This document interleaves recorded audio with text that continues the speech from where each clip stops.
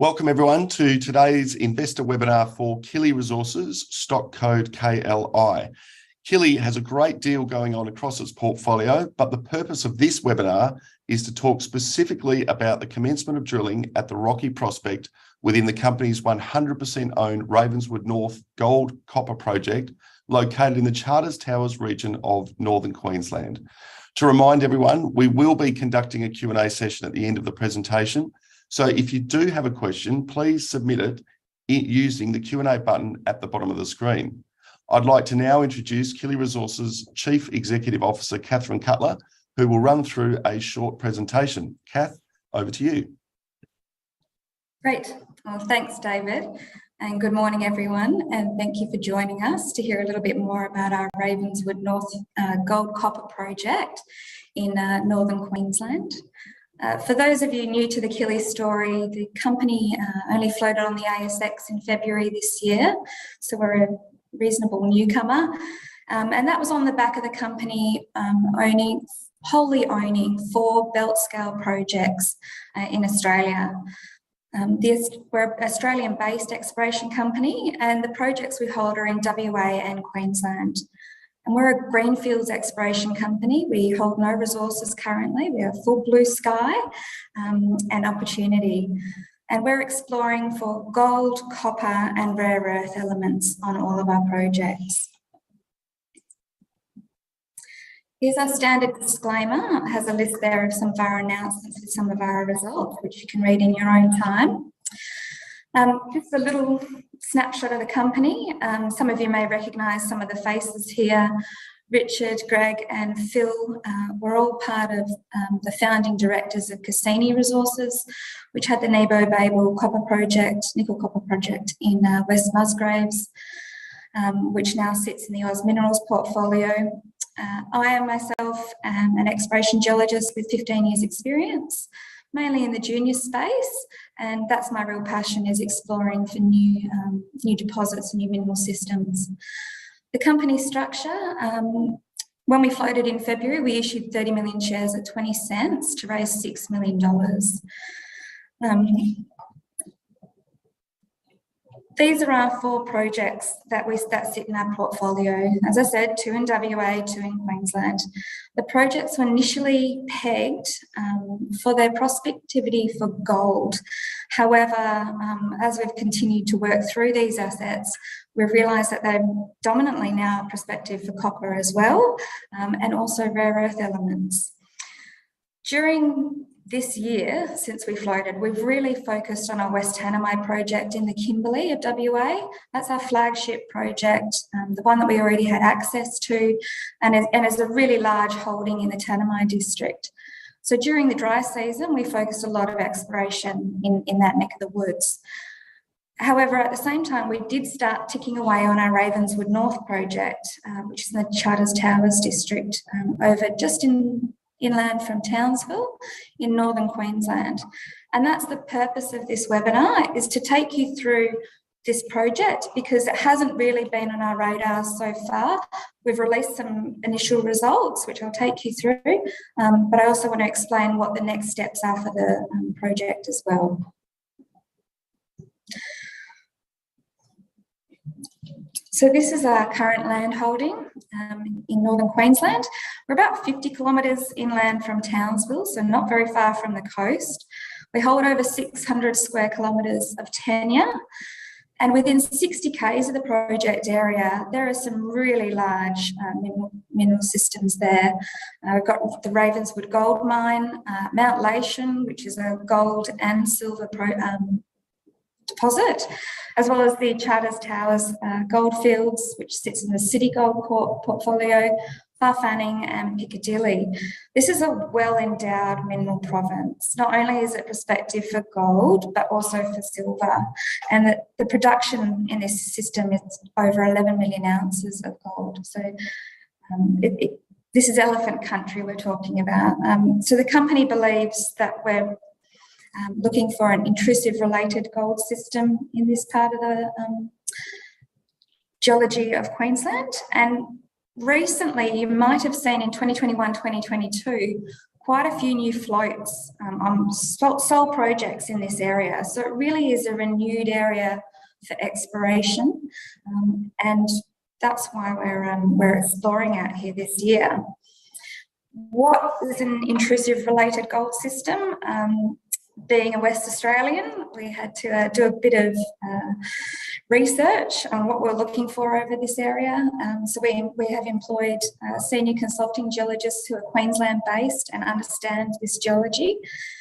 And lucky for us, a lot of the deposits over there have already been documented and recorded. And this has been completed by Morrison. And it shows the types of systems and whereabouts they sit within the profile. So on the left-hand side there, Ravenswood, Mount Lation, Welcome, and Mount Wright, on the left-hand side there, are all within the district in which our tenements sit. And these are large-scale systems. So Ravenswood's 3 million ounces of gold, plus it's got a couple of million ounces of silver. Mount Lation, same thing, 3.5 million ounces of gold, a couple of million ounces of silver. And these are these porphyry-style, breccia-style systems that we're looking for. Also at the top there, you'll see Pajingo, which is 3.5 million ounces. That's also within 100 k's of the project. That's just to the south. And Kidston as well, 5 million ounces. So these are very large endowment or mineral systems that we're looking for. So we completed a drill hole database over the project area. We compiled everything into as a solid database. We then pulled out some of the surface anomalies that have been generated by previous explorers.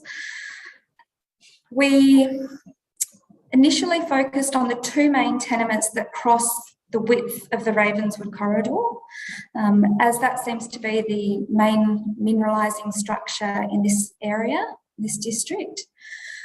What we identified were some rock chips at surface that were high-grade gold and silver. They're collected by Newmont in 1987, 17 grams per tonne gold and 5 grams per tonne silver.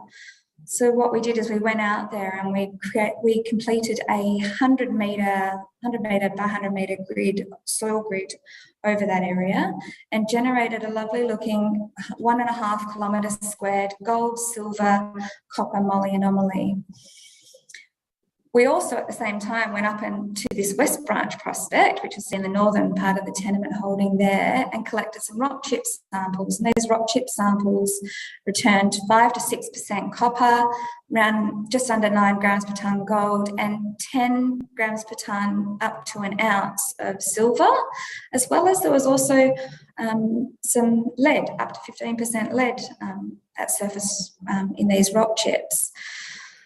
So we've released those results. We then decided to go back to Rocky and infill and extend the soil system or the soil grid that we'd completed and collect some rock chip samples as well.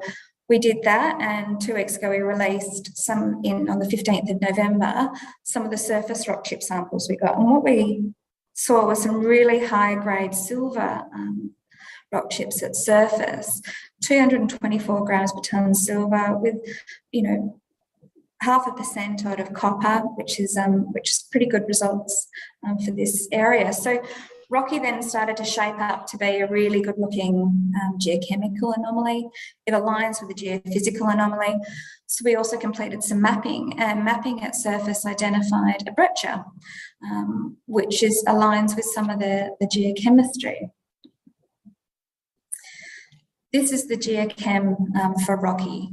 It's a 1.5 square K gold, silver, copper anomaly, but we've actually extended that footprint now to about 4 kilometres in total strike length.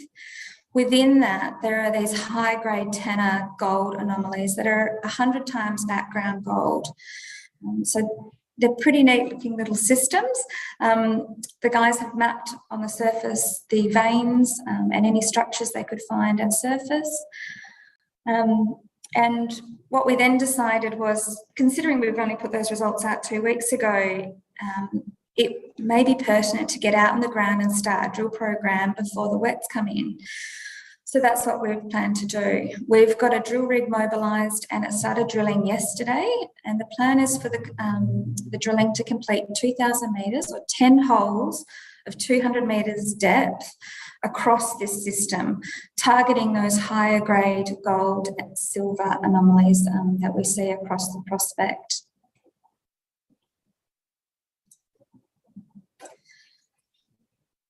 So why I think you should be investing with us at this point in time. Look, the company is well geared for discovery. We've got the right projects.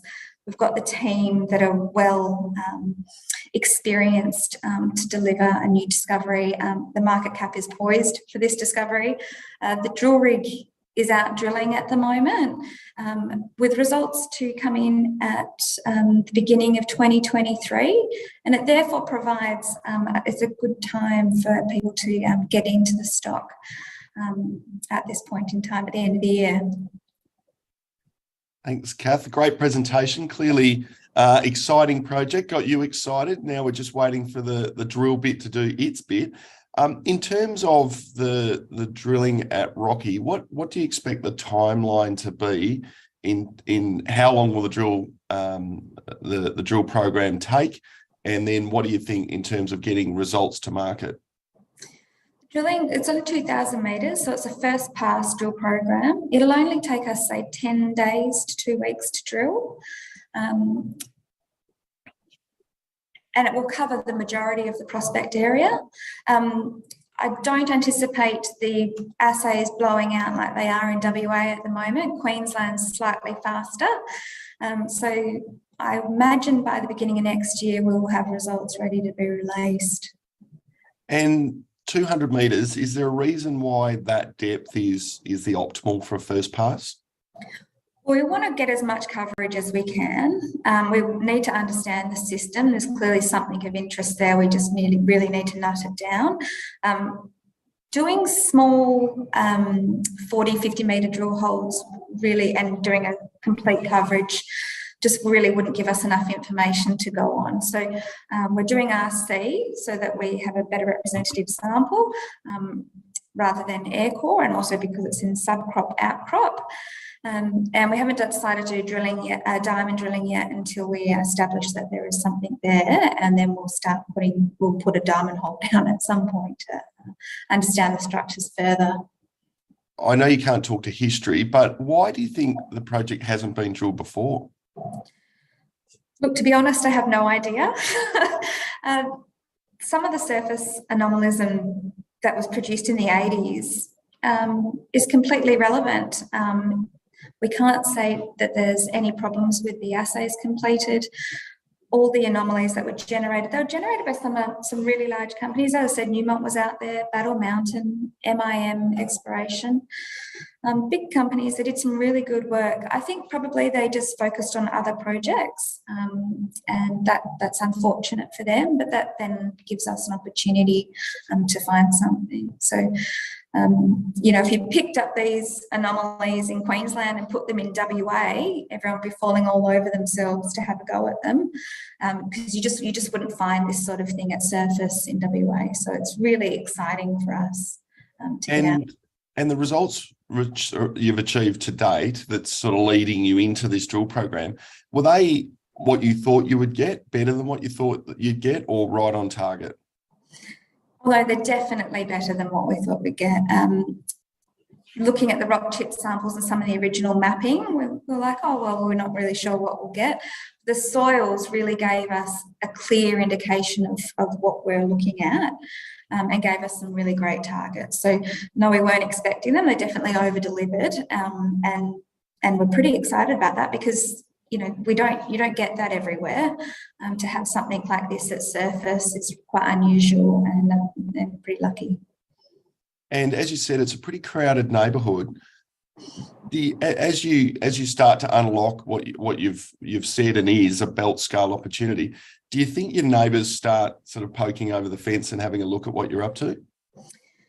Well, more than likely, yes. The Ravenswood gold mine has an 8 million tonne per annum gold plant at it. So that size plant is going to need a lot of feed. So I imagine that they are looking around district for what everyone's doing. A lot of the other explorers that have just popped up in the area are doing some really good work. So if we can find something, then that definitely helps the whole region. And like you say, if you find something, it helps the region. But similarly, your neighbours finding things help you unlock the understanding of the mineralisation zone you're dealing with as well. Yeah, absolutely. And everyone's not just looking for gold either. This area, I mean, it has had this exploration push in the 80s, but then there really has been a bit of a lag for whatever reason, I'm unsure. But they're not only just looking for gold and silver. There's also there's a company that's looking for rare earths on the same belt. They've found an intrusive unit that has rare earths and anomalous rare earths at surface. So really, any commodity is up for grabs on this sort of package. Now, turning very quickly and briefly to the Tanami, drilling's done for the year, and now it's all about waiting on results. Do you have a feeling on when you think results may come out of that latest drill program? Yes, so we've released the first half of the air core results, which released showed a very nice looking 2.8 kilometre broad zone of gold anomalism at a prospect which had no previous drilling through the stratigraphy, so that was pretty exciting, as well as one 4 metres at 100 ppb gold intercept was recovered from a large wide-spaced air core drill line at our Diva prospect, which represents the potential for the D5 fault, which is one of the large mineralising structures in the Tanami district. So from that, we still have the results from the diamond drilling, which we completed, which will have results for the quartz veins and units of interest in the sediments at the top part of the hole, as well as the copper-looking or the copper mineralisation that we saw in the Mayfic units towards the base of the hole. So quite excited about that, as well as the extensions from the Kookaburra Gold project that we drilled at Tent Hill and Cheyenne. Those air core results will be in as well. We're not only just reporting the gold, we're also completed multi-element on the bottom of hole, as well as we have completed PXRFing all the pulps down the hole as well. So we'll have those results as well. As you say, belt scale projects, an experienced management and technical team, market cap poised for discovery, results to come, drill bits spinning, an excited CEO. Kath, thanks for your time.